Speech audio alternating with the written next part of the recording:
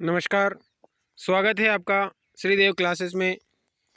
आज हम बाल विकास के कुछ महत्वपूर्ण प्रश्न देखेंगे जो कि विभिन्न परीक्षाओं में बहुत पूछे जाते हैं, और उनसे संबंधित ये प्रश्न भी देखेंगे कि ये प्रश्न जो है किस स्तर तक पूछा जा चुका है। ठीक है, हम शुरुआत करते हैं। प्रश्न है आपका बाल विकास के महत्वपूर्ण प्रश्न में, शिक्षा किसी निश्चित स्थान पर प्राप्त की जाती है, यह कथन शिक्षा के किस अर्थ में प्रयुक्त होता है। तो जो किसी निश्चित स्थान पर प्राप्त की जाती है तो वो शिक्षा का क्या संकुचित अर्थ हो जाता है ना। तो शिक्षा का संकुचित अर्थ के रूप में। नेक्स्ट प्रश्न है, साइकी का अर्थ होता है। तो साइकी का जो अर्थ होता है वो मानवीय आत्मा का, मन जो है मानवीय आत्मा का या मन से संबंधित प्रश्न जो है। ठीक है, नेक्स्ट प्रश्न हम देखते हैं, मनोविज्ञान के व्यवहार का विज्ञान कहाँ है। मनोविज्ञान को व्यवहार का विज्ञान किसने कहा है? वॉटसन ने कहा है। किसने कहा है? वॉटसन ने कहा है। मनोविज्ञान मन का वैज्ञानिक अध्ययन है जिसके अंतर्गत न केवल बौद्धिक अपितु संवेगात्मक अनुभूतियों, उत्प्रेरक शक्तियों तथा कार्य या व्यवहार भी सम्मिलित है। यह कथन का किसका है? तो यह C.W. वैलेंटाइन का है। वैलेंटाइन का यह कथन है। ठीक है, नेक्स्ट प्रश्न है, मनोविज्ञान। तो मनोविज्ञान क्या है? आत्मा का विज्ञान है, मन का विज्ञान है और चेतना का विज्ञान है। ठीक है, नेक्स्ट प्रश्न हम देखते हैं, मानव मन को प्रभावित करने वाला कारक। तो मानव मन को प्रभावित करने वाला जो कारक है वो है व्यक्ति की रुचियां होती है, उसकी योग्यताएं होती हैं, अभिक्षमताएं होती हैं और वातावरण जो है उसको प्रभावित करता है। नेक्स्ट है, मनोविज्ञान को शुद्ध विज्ञान मन है। ये किसने कहा है? तो जेम्स ड्रेवर ने कहा है कि मनोविज्ञान में शुद्ध विज्ञान जो क्या है? मन है, बिल्कुल। उसके बाद नेक्स्ट प्रश्न है, शिक्षा मनोविज्ञान। तो शिक्षा मनोविज्ञान क्या है? मनोविज्ञान का एक अंग है। अगला प्रश्न हम देखते हैं, शिक्षा मनोविज्ञान की प्रकृति से संबंध में कहा जाता है, यह सर्वव्यापी है तो सार्वभौमिक भी। ठीक है, नेक्स्ट प्रश्न है, मनोविज्ञान के अंतर्गत क्या किया जाता है? मानव का अध्ययन किया जाता है। शिक्षा मनोविज्ञान के अध्ययन के क्या क्या उद्देश्य होते हैं? तो शिक्षा मनोविज्ञान के जो उद्देश्य होते हैं वो होते हैं, विद्यार्थी द्वारा किसी बात को सीखी जाने को प्रभावित करना। विद्यार्थी के द्वारा किसी बात के सीखे जाने को प्रभावित करना। नेक्स्ट प्रश्न है, मनोविज्ञान शिक्षा के क्षेत्र में सहायता देता है तथा स्पष्ट करता है। तो शिक्षा के उद्देश्य की संभावना को स्पष्ट करता है। नेक्स्ट प्रश्न हम देखते हैं, शिक्षक को शिक्षा मनोविज्ञान के अध्ययन की प्रत्यक्ष आवश्यकता नहीं है। तो यहाँ पर जो है ये नकारात्मक प्रश्न पूछा हुआ है, तो शारीरिक सुडौलता। तो यहाँ पर देखिए, शिक्षक को शिक्षा मनोविज्ञान के अध्ययन की प्रत्यक्ष आवश्यकता शारीरिकता की है, शारीरिक सुडौलता है, तो यहाँ नहीं होती है। यहाँ की उसकी जो होती है बौद्धिक क्षमता, उसके अनुभव है ना, और उसके जो ज्ञान से संबंधित होता है, इसलिए यहाँ पर यह प्रश्न आवश्यकता नहीं है, तो शारीरिक सुडौलता की आवश्यकता नहीं है। मनोइया का संबंध प्राणी मात्र के व्यवहार के अध्ययन से है, जबकि शिक्षा मनोविज्ञान का क्षेत्र क्या होता है? मानवीय व्यवहार के अध्ययन से है, शैक्षिक संस्कृतियों में मानव व्यवहार से है। नेक्स्ट प्रश्न है, शिक्षण प्रक्रिया के अंग हैं। तो शिक्षण प्रक्रिया के क्या क्या अंग होते हैं? शिक्षण के उद्देश्य, शिक्षण को सार्थक बनाने वाला ज्ञान अनुभव जो है, फिर शिक्षण का मूल्यांकन। नेक्स्ट प्रश्न जो है वो है, शिक्षा मनोविज्ञान का मूल उद्देश्य। तो क्या होता है शिक्षा मनोविज्ञान का मूल उद्देश्य? विद्यार्थियों योग्यताओं एवं क्षमताओं का ध्यान में रखते हुए उनके द्वारा किसी बात को सीखे जाने संबंधी बात को प्रभावित करता है। नेक्स्ट है, शिक्षा का संबंध है शिक्षा के उद्देश्य से और कक्षा पर्यावरण वातावरण से। नेक्स्ट प्रश्न है, शिक्षा मनोविज्ञान का क्षेत्र क्या है? तो शिक्षा मनोविज्ञान का क्षेत्र व्यापक होता है। शिक्षा मनोविज्ञान के सामान्य उद्देश्य हैं, तो बालक के व्यक्तित्व का विकास करना, शिक्षण कार्य में सहायता और शिक्षण विधियों में सुधार करना। अवस्था विशेष के अनुभवों के, ये अवस्था हैं यहाँ। ठीक है, अनुभवों के आधार पर, अवस्था है, अवस्था नहीं है, अवस्था। अनुभवों के आधार पर ही हमें किसी को बालक, युवा एवं वृद्ध करना चाहिए। यह कथन किसका है? तो फ्रोबेल का है। किसका है? फ्रोबेल का। यहाँ जो है अवस्था शब्द है।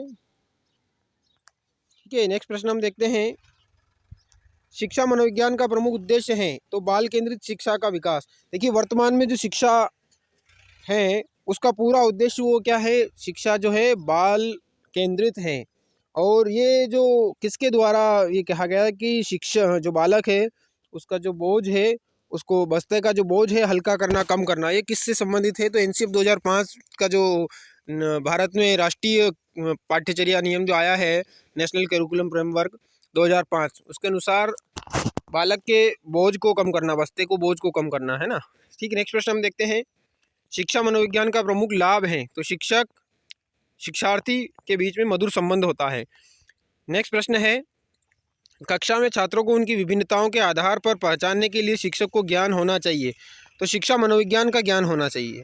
समय सारणी में गणित, विज्ञान या कठिन विषय के कालांश पहले क्यों रखे जाते हैं? मनोवैज्ञानिक आधार होता है कि पहले इसलिए रखे जाते हैं कि बालक जब विद्यालय आता है तो उसके मस्तिष्क में क्या हो, पढ़कर जैसा जितने ज़्यादा अध्ययन करेगा उसके बाद अंतिम विषय में अगर ऐसे कठिन विषय रखे जाएंगे तो उसको समझ में कम आएगा उनकी क्षमता के अनुसार। तो सुबह सुबह क्या होता है, उसका मस्तिष्क सुचारू रहता है, स्वस्थ, और इसलिए पहले स्थान पर मतलब पहले कालखंड में कठिन विषयों को रखा जाता है। नेक्स्ट प्रश्न हम देखते हैं, सफल एवं प्रभावशाली शिक्षक अधिगम प्रक्रिया के लिए आवश्यक हैं। तो शिक्षण अधिगम सामग्री का प्रयोग एवं शिक्षा मनोविज्ञान के सिद्धांत का प्रयोग।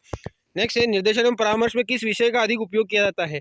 तो निर्देशन एवं परामर्श में, गाइडेंस एंड काउंसलिंग में शिक्षा मनोविज्ञान का अधिक प्रयोग किया जाता है, उपयोग किया जाता है।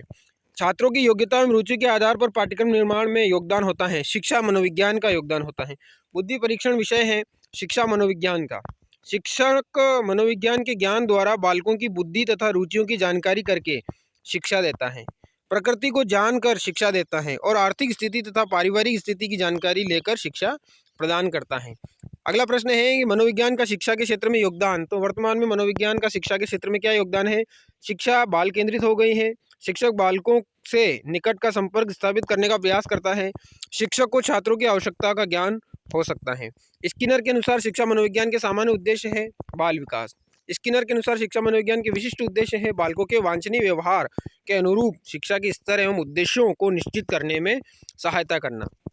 नेक्स्ट प्रश्न है, शिक्षा मनोविज्ञान के क्षेत्र में वह सभी ज्ञान और विधियां सम्मिलित हैं जो सीखने की प्रक्रिया से अधिक अच्छी प्रकार समझने में सहायक होती हैं। ये किसका कथन है? तो ली का। गेट्स के अनुसार शिक्षा मनोविज्ञान की सीमा है तो अस्थिर एवं परिवर्तनशील है, अवस्था विशेष के आधार पर ही हमें किसी को बालक या युवा वृद्ध करना चाहिए। तो ये कथन किसका है? फ्रोबेल का है, फ्रोबेल का है। हर्बर्ट के अनुसार शिक्षा सिद्धांत का आधार होना चाहिए तो मनोवैज्ञानिक होना चाहिए।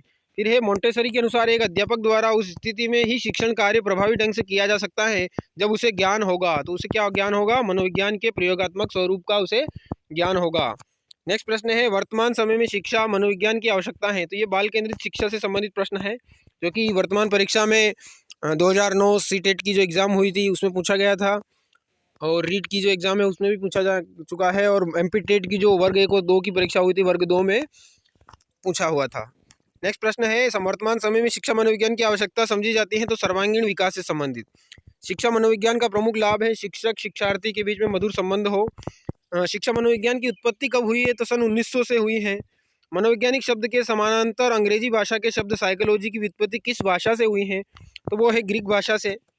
और शिक्षा मनोविज्ञान का संबंध शिक्षा से, दर्शन से और मनोविज्ञान से है। शिक्षा का शाब्दिक अर्थ होता है पालन पोषण करना, समझने, सामने लाना या नेतृत्व कर देना है।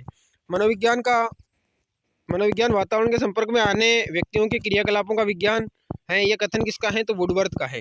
मनोविज्ञान शिक्षा का आधारभूत विज्ञान है। यह कथन किसका है? स्किनर का है। शिक्षा मनोविज्ञान के विषय में सामग्री का संबंध है तो सीखने से है। नेक्स्ट है, शिक्षा मनोविज्ञान में जिन बालकों के व्यवहार का अध्ययन किया जाता है वह है मंदबुद्धि बालक, पिछड़े बालक और समस्यात्मक बालक। सीखने की प्रक्रिया के अंतर्गत शिक्षा मनोविज्ञान अध्ययन करता है तो किसका अध्ययन करता है? प्रेरणा व पुनर्बलन के प्रभाव का अध्ययन करता है। नेक्स्ट प्रश्न है, मनोविज्ञान मन का विज्ञान है। यह कथन किसका है? देखिए, मनोविज्ञान मन का विज्ञान है, यह कथन अरस्तु का है। और एक और नेक्स्ट प्रश्न है, मनुष्य एक सामाजिक प्राणी है। यह कथन किसका है? तो मनुष्य एक सामाजिक प्राणी है, ये भी कथन किसका है? अरस्तु का है।